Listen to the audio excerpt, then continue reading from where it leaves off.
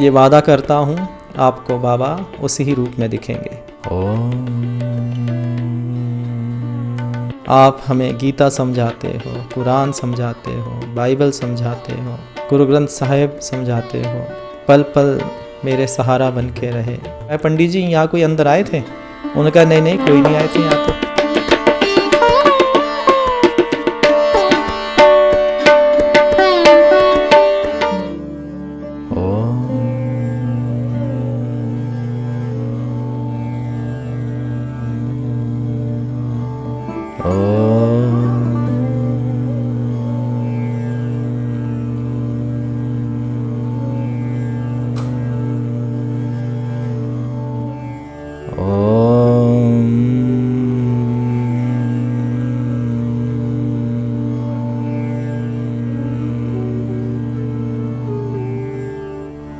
द्वारिका माई में द्वारिकाधीश, मुझे इस कार्य में बाबा सहायता दें। साईनाथ, मेरा मकसद सिर्फ इतना है बाबा कि संसार के लोग आपको जाने। हर व्यक्ति के मन में जो भी आपका नाम सुनता है बाबा, जो आपसे अनजान है साईनाथ, वह आपके बारे में जानना चाहता है। तो मैं एक यह गलती कर रहा हूँ कि मेरे जीवन में किस प्रकार आप आए उसका वर्णन, और कहाँ कहाँ कैसे कैसे आपने मुझ जैसे तुच्छ प्राणी को संभाला बाबा, बस उतना ही मैं लोगों को बताना चाहता हूँ। मेरे मन में किसी के प्रति कोई भी वैर नहीं, किसी के प्रति कोई भी द्वेष नहीं, और ना ही किसी के प्रति कोई हीन भावना बाबा।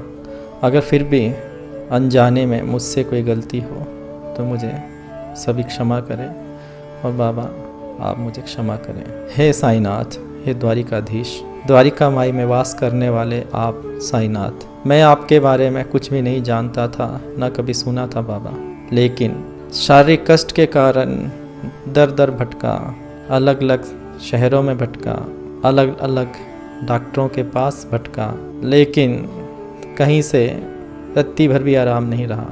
लेकिन मैं आपकी शरण में आया, आपने मुझे बुलाया, फिर धीरे धीरे मेरे पाँव जो बंद थे, शरीर अकड़ गया था, और मुझे ये लगता था कि बस कुछ ही क्षण मेरे पास है, और मुझे ये भी लगा कई बार कि बाबा मेरा जीवन अब समाप्त होने वाला है। लेकिन फिर भी मैं आपके पास आता रहा, कभी कहीं से कभी कहीं से, आपसे लड़ता था, आपसे कहता था कि क्या मेरा जीवन ऐसा ही रहेगा। लेकिन अब मैं कैसे किसको समझाऊं कि आप नाथों के नाथ हैं, आप साईनाथ हैं। आपने पल पल मुझे थामा, पल पल मेरे सहारा बन के रहे, और आज भी आप हमारे साथ ही हैं। हमने कभी भी बाबा आपको किसी भी धातु के रूप में नहीं देखा, और ना ही पाषाण के रूप में देखा।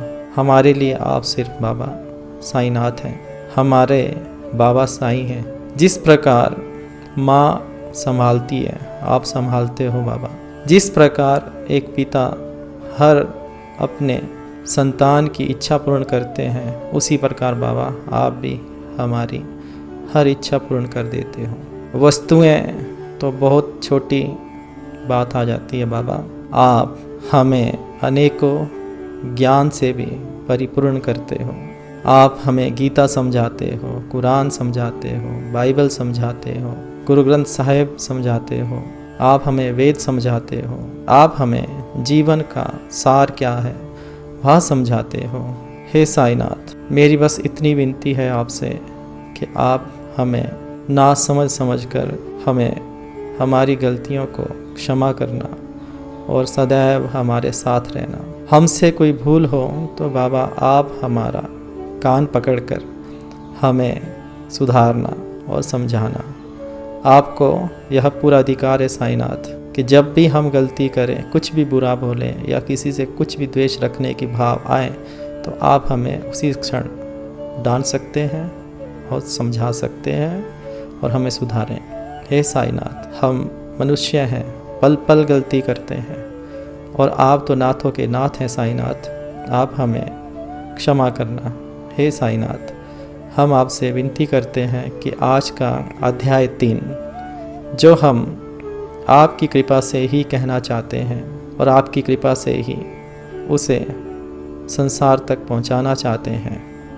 तो इसीलिए बाबा मैं बड़े समय से आपसे विनती कर रहा था इस विषय में कि साईनाथ, मैं चाहता हूँ कि जिस प्रकार आपने मेरे जीवन में बदलाव लाया और जिस प्रकार बाबा आपने मुझे संभाला, उसी प्रकार इस संसार में अनेकों जन ऐसे होंगे जो आप ऐसा ही सहारा चाहते होंगे और वह किसी भी धर्म से हो, ये आपके लिए कोई मायने नहीं रखता है।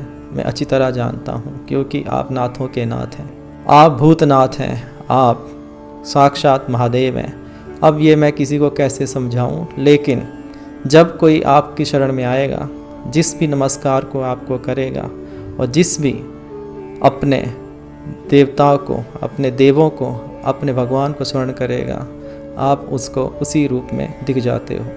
लेकिन मन में रत्ती भर भी शंका ना हो, मन में रत्ती भर भी कोई संदेह ना हो, तो मैं आप सबसे ये वादा करता हूँ, आपको बाबा उसी ही रूप में दिखेंगे।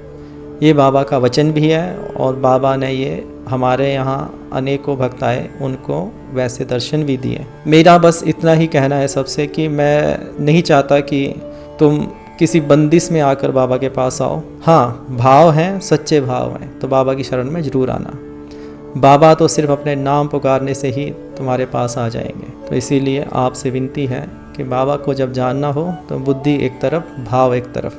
सिर्फ भाव लेके आना, बुद्धि लेके मत आना, क्योंकि बहुत बार ऐसा हुआ यहाँ लोग आए जो सिर्फ अपना दिमाग लेके आए, तो बाबा ने उन्हें अच्छे से जवाब भी नहीं दिए और ना ही देते हैं। लेकिन ऐसा बहुत बार हुआ कि कुछ भक्त पहली बार आए और वो सिर्फ भावपूर्वक आए, तो उनका बैठना और बाबा का बोलना शुरू हो जाता है।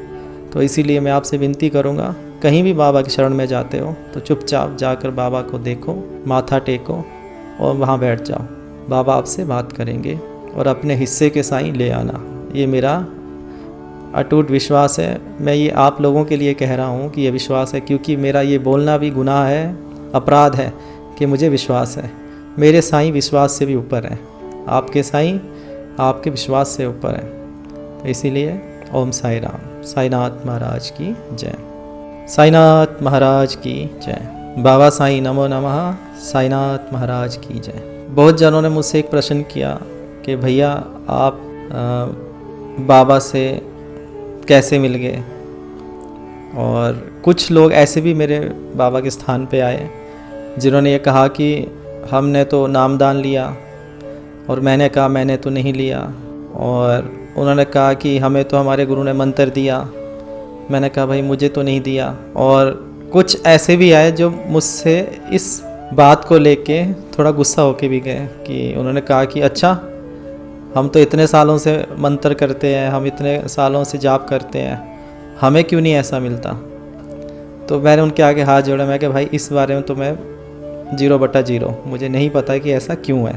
तो कहते नहीं, ऐसे कैसे हो सकता है, हम तो इतने सालों से मंत्र जाप किए जा रहे हैं, 2 माला सवेरे करते हैं, 2 शाम करते हैं, तो ऐसा कैसे हो सकता है। मैं कि भाई इस बारे में मेरे पास कोई उत्तर ही नहीं है।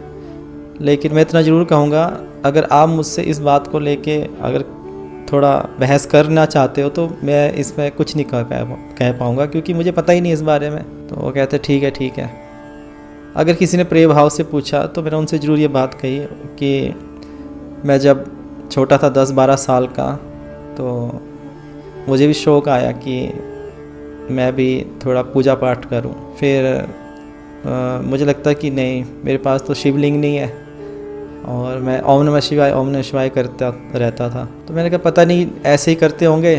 तो मैं नदी किनारे गया, वहाँ एक छोटा सा पत्थर ढूंढ रहा था जो शिवलिंग जैसा हो, और मुझे मिल गया, और मैं घर ले आया। उनको बड़ी खुशी कि मुझे शिवलिंग मिल गए। और घर ले आता हूँ तो वहाँ कुछ पेंट पड़ा हुआ था, काले रंग का, सफ़ेद रंग का और लाल रंग का।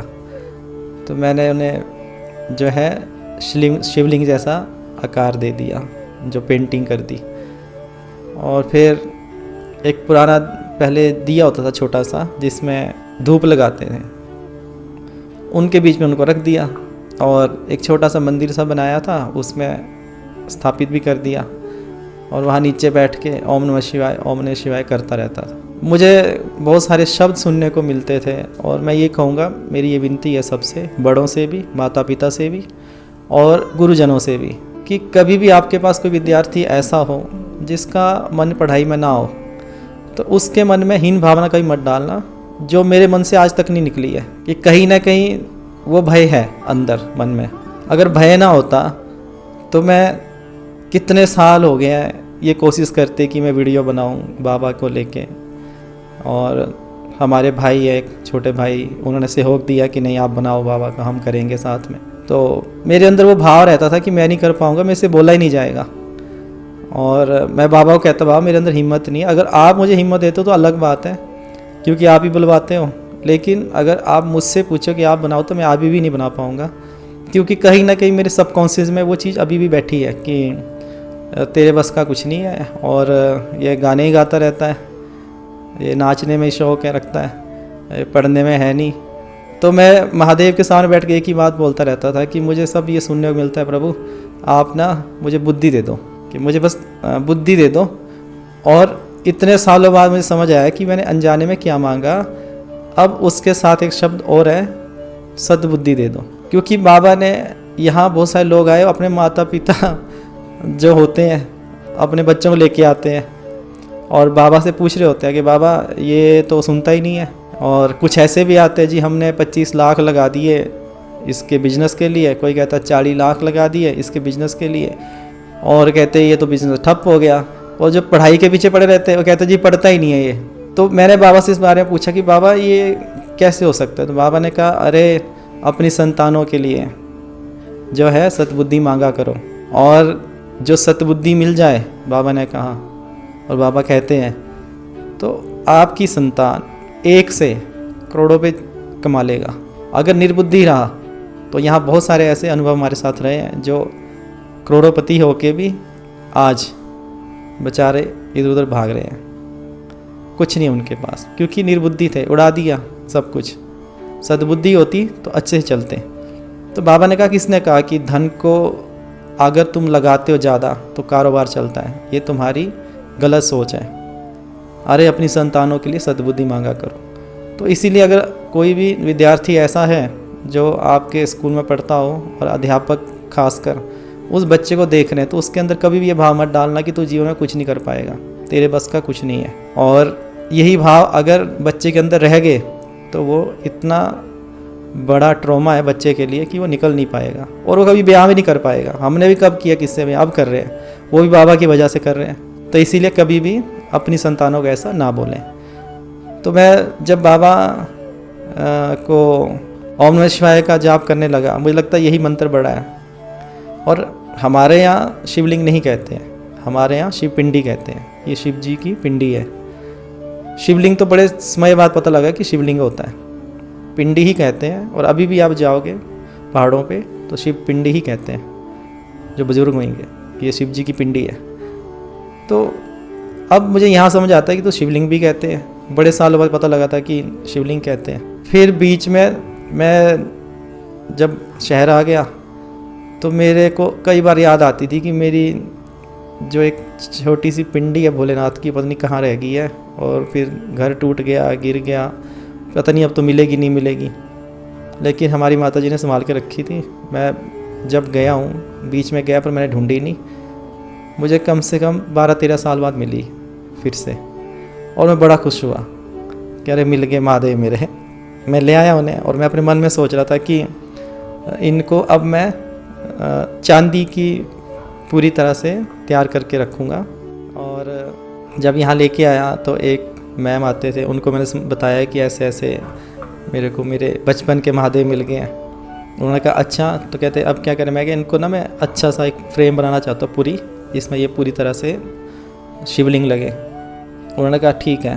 मैं मुझे जो जलनोत्री है वो भी चाहिए और नाग भी चाहिए। उन्होंने कहा ठीक है तो कर देते हैं। वहाँ ले गए किसी सुनियार के पास। सुनियार कहते मैंने जब ये शिवलिंग पकड़े तो मेरे हाथ में वाइब्रेशन हो रही थी, कंपन सी आती थी कि मैं ये क्या पकड़ा हाथ में, कि मेरे हाथ में कंपन आ रहा है। तो उन सुनियार ने जो है वैसे ही उनको बना दिया, लेकिन उनकी भी कृपा ऐसी रही कि उन्होंने बनवाई का चांदी का ₹1 नहीं लिया।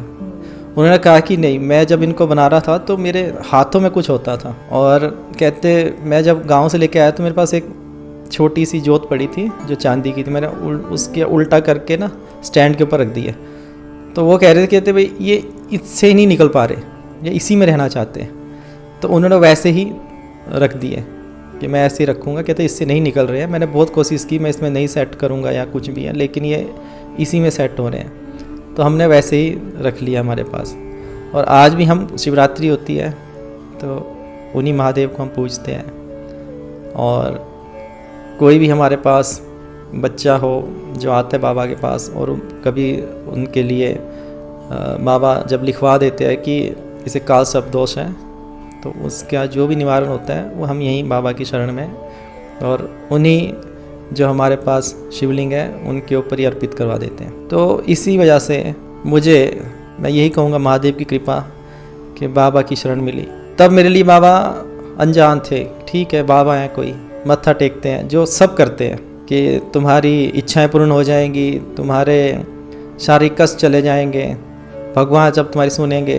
तो मैं भी इसी भाव से जब बाबा के पास गया। लेकिन सबसे बड़ी बात ये रही मेरे जीवन में कि जब मैं बाबा को देखता था तो मैं देख नहीं पाता था। बाबा को देखना और रोने लग जाता था। और आज भी ऐसा होता है, बहुत भक्त अनजान जब बाबा की शरण में आते हैं, पहली बार आते हैं, कई ऐसे भी आए जो कहते हैं हम पहली बार साईं मंदिर में आए हैं, हम इससे पहले कभी गए ही नहीं कहीं पे, आपके यहीं आए हैं। और वो आके फिर मेरे साथ मुझे ऐसे बोल रहे होते हैं, मैं क्यों रो रहा हूँ, मैं क्यों रो रही हूँ, मैं तो रोना नहीं चाहती।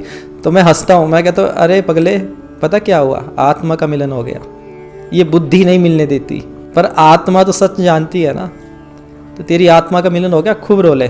और मैं हंसता हूँ, मैं कहता हूँ अगर तुम रो रहे होते हो ना तो मुझे बड़ी खुशी होती है। कहते क्यों, मैं इसलिए हंसता हूँ कि बाबा ने तुम्हें छेड़ दिया, बाबा ने तुम्हें थाम लिया। किसी समय मेरे साथ भी ऐसा ही हुआ था, तो अब मैं इसे अच्छी तरह से अनुभव करता हूँ और जानता हूँ। अब लोगों के अंदर ये भी भाव रहते हैं कि क्या बाबा के लिए व्रत करना पड़ते हैं, ध्यान करना पड़ता है। मैं कहती ऐसा नहीं है, आप आराम से बाबा की शरण में जाइए, हाँ अच्छे से नमस्कार कीजिए, आपको बाबा अपने आप समय आने पे अपना आभास करवा देंगे। इसी घटना के बीच में एक ऐसे भक्त की बाबा मुझे याद करवा रहे हैं जो हमसे मिलने जयपुर से आए, अब उन्होंने शरीर छोड़ दिया है। और मैं इस घटना को क्यों बताना चाहता हूँ, क्योंकि ऐसा मेरे जीवन में बहुत कुछ बाबा ने बिताया है जो मैं सबसे बांटना चाहता हूँ। क्योंकि मैं चाहता हूँ कि हमारे बाबा कैसे कैसे सबका ख्याल रखते हैं, और जो बाबा को हीन भावना से भी देखते हैं, बुरा भी बोलते हैं, बाबा उनको भी कभी नहीं कुछ बोलते, कभी नहीं कुछ कहते। अब वजह क्या रही, मैं बाबा से कई बार पूछा भी है, मैं बाबा आपको बुरा नहीं लगता, तो बाबा ने हंस के जवाब दिया इस बारे में, अरे क्या हुआ, जो साईं को जानते भी नहीं थे वो भी साईं को जानते हैं। मैंने कहा बाबा आपको क्यों नहीं बुरा लगता, तो बाबा ने कहीं ना कहीं मेरे मन में ये बात डाली है कि मैं बुराई से भी ऊपर हूँ, मैं बुराई तक भी नहीं हूँ। अरे मैंने तो अपनी जीभा का स्वाद भूल दिया है,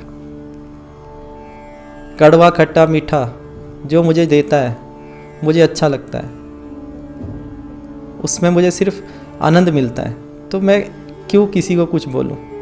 और बाबा उसके भी प्यारे होते हैं, और बाबा उससे भी प्रेम करते हैं।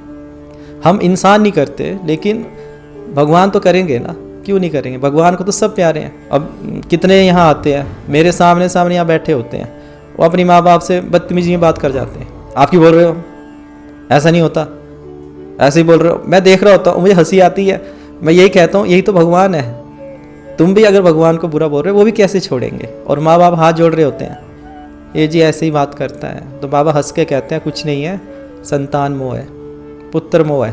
तो अब हम ये सोचें कि क्यों भगवान ऐसे हैं, क्यों भगवान ऐसा करते हैं।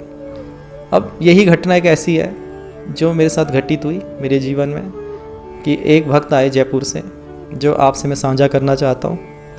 और वो भक्त ऐसे भक्त रहे कि मुझे मिल के ना उनसे इतना आनंद मिला, क्योंकि वो बाबा को कड़वा बोलते थे, बहुत कड़वा।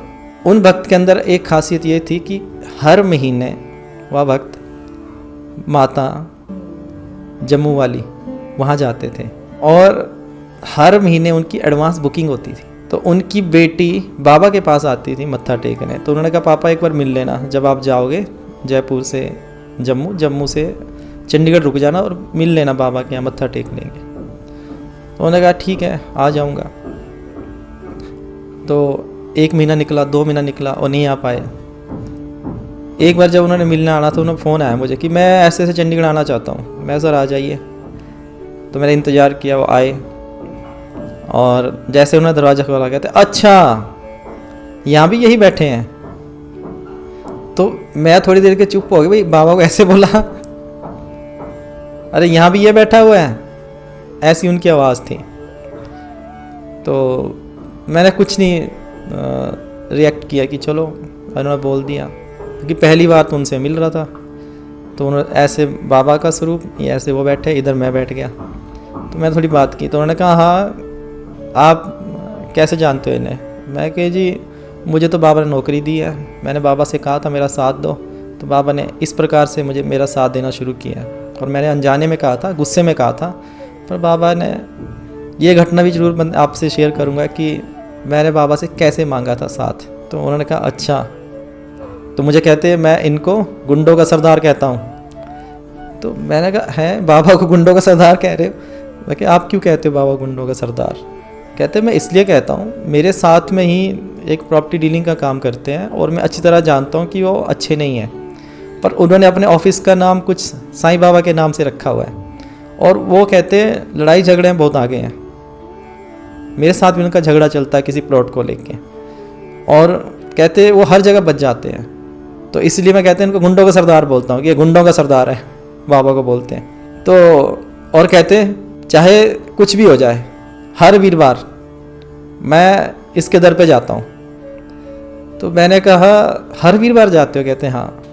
मैं कहा वीरवार क्यों? तो मुझे कहते अरे मेरी माँ ने ना इनसे ही मुझे मांगा है और वीरवार को ही मेरी माँ को लेके चले गए।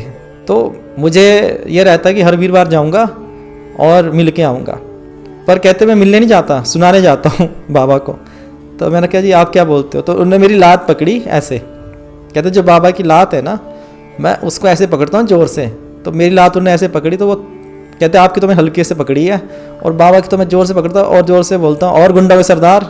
और कहते जैसे मैं पहले दरवाज़ा खोलता हूँ ना, दरवाज़ा चौखट से अंदर पैर रखता ही हूँ, तो जितने भी लोग होते हैं तो मैं ज़ोर से आवाज़ मारता हूँ और गुंडों के सरदार कैसे हो?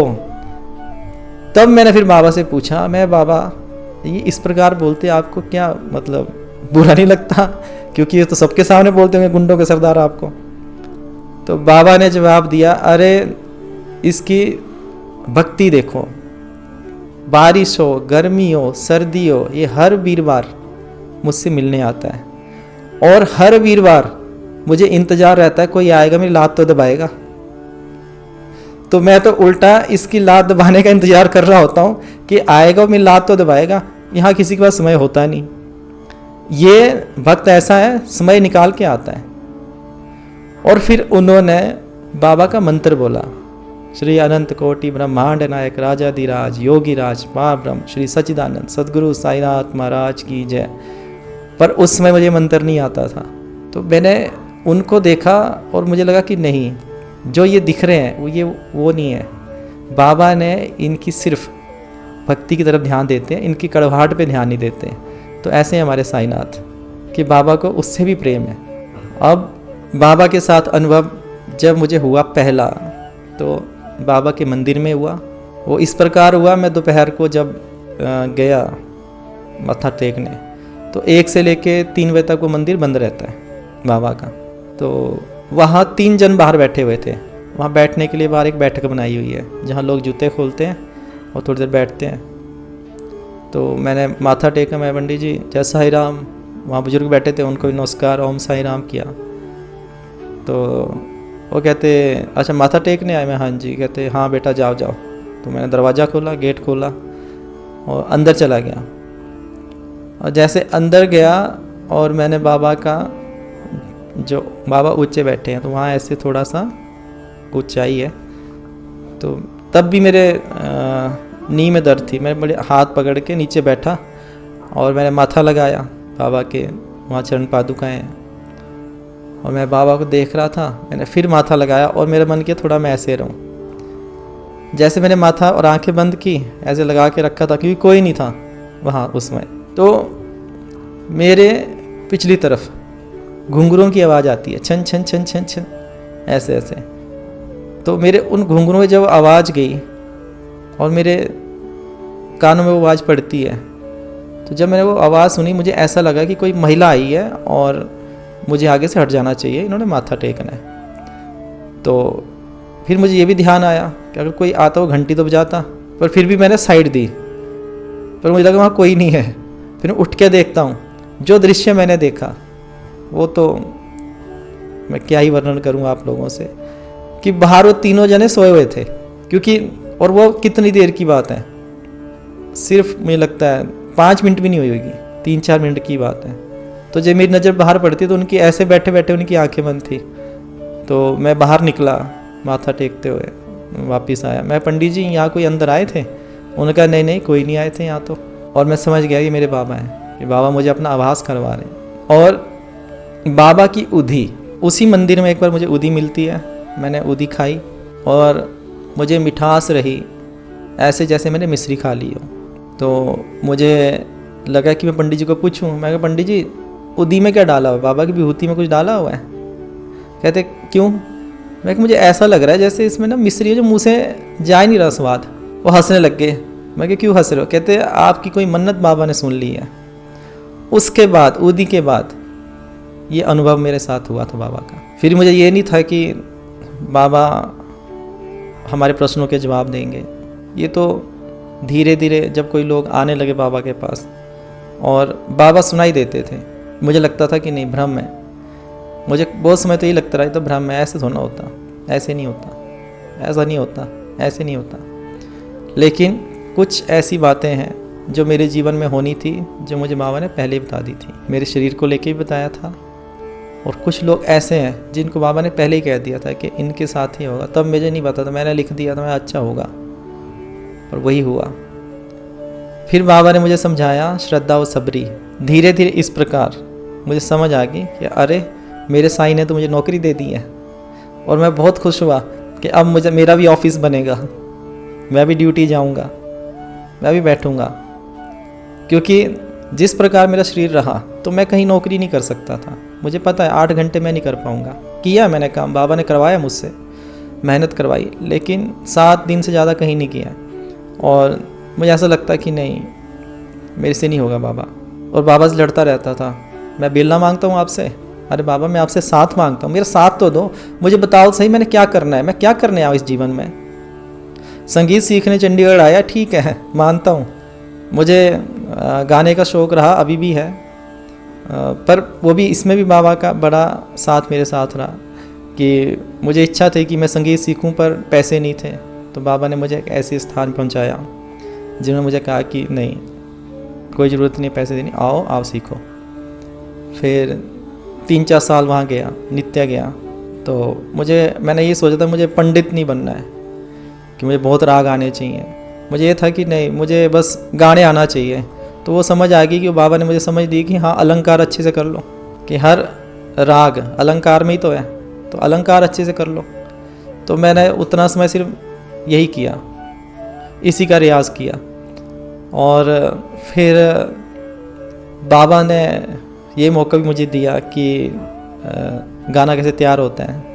तो वो भी एक मेरे मित्र बने रोहतक में, उन्होंने मुझे बुलाया। फिर हमने 7 दिन का एक जो था कैंप किया साथ में, उसमें उसने कुछ गाना लिखा, फिर उसको कंपोज़ किया, वो भी मुझे मौका बाबा ने दिया। और एक दिन मैं अकेला बैठा था बाबा के पास, बस मैंने इतना ही कहा, बाबा मुझे ना पता नहीं कुछ ऐसा लग रहा है मेरे मन को कि मैं कुछ अलग करने आया हूँ, पता नहीं क्या करने आया हूँ बाबा।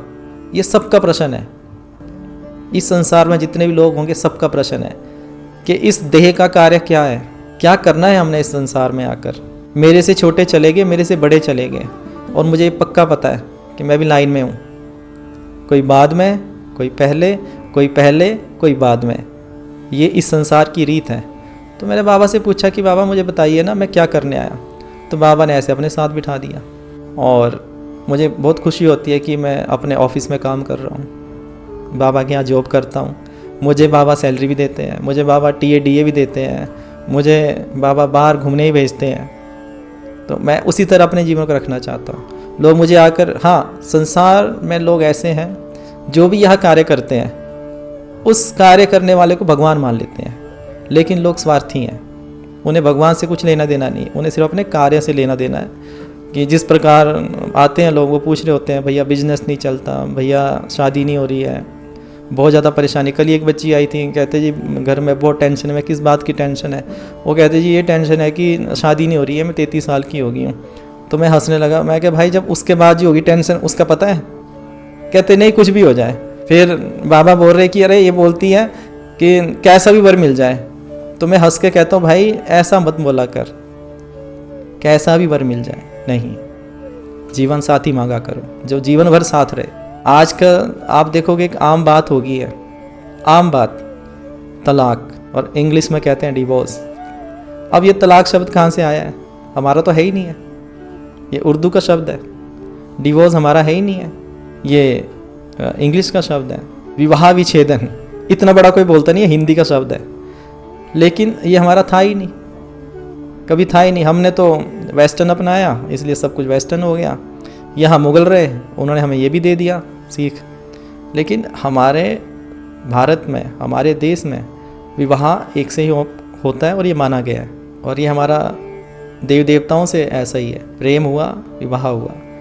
लेकिन उस बच्चे को मैं समझा रहा था कि भाई बाबा यही कह रहे हैं तुझे बार बार कि तू गलत मांग रही है, तेरे विवाह में अनेकों समस्याएं हैं। उसने कहा भैया फिर क्या बोलूँ? मैं कहा एक ही चीज़ बोला करो कि बाबा जीवन साथी देना जो मेरे साथ रहे, जीवन भर मेरे साथ रहे, जब तक मेरे प्राण है, ना छोड़े। ठीक है, आपस में बहस होती रहे, ज़रूरी भी है, कई जगह प्रेम बढ़ता है, लेकिन ऐसा भी नहीं होना चाहिए कि तुम लोग एक दूसरे को छोड़ने पे आ जाओ, वो नहीं होना चाहिए। फिर वो रोई, फिर बेचारी शांत होगी। तो जब हमारे बाबा इतना हमारा ख्याल रखते हैं, मेरा सबसे एक प्रश्न रहता है, भगवान क्या करते हैं? ऐसा ही तो करते हैं। और क्या करते हैं भगवान? यही तो करते हैं, मार्गदर्शन करते हैं, कष्टों से बाहर निकालते हैं, आपकी इच्छाओं को पूर्ण करते हैं, यही तो भगवान करते हैं, आगे का मार्ग करवाते हैं। अब मुझे तो पिंडदान भी नहीं पता था क्या होते हैं, बाबा ने मुझसे पिंडदान करवाए हैं, अनेकों आत्माओं के पिंडदान किए हैं जो बाबा से बात करती हैं कि बाबा फंस गए हैं। ऐसी अनेकों घटनाएं हैं, कभी अगले अध्याय में आपको बताऊंगा, जब बाबा कहेंगे कि इस घटना को बता तो बताऊंगा। और बाबा का ये भी ज्ञान ही है, आप लोग सब लीजिए और बाबा की शरण में रहिए और बाबा का नाम लीजिए। सबको लगता है कि क्या साईं साईं ही बोलना है, मैं कहता नहीं, बाबा बाबा बोल दो। मेरे बाबा, प्यारे बाबा, हमारे एक गुरुदेव हैं, उनको गुरुदेव बोलता हूँ मैं, क्योंकि वो रिटायर्ड सीनियर प्रोफेसर हैं। तो मैं कहता हूँ आप गुरु हैं, आपने इतने शिष्य पढ़ाए हैं, तो हम भी तो आपके शिष्य ही हैं।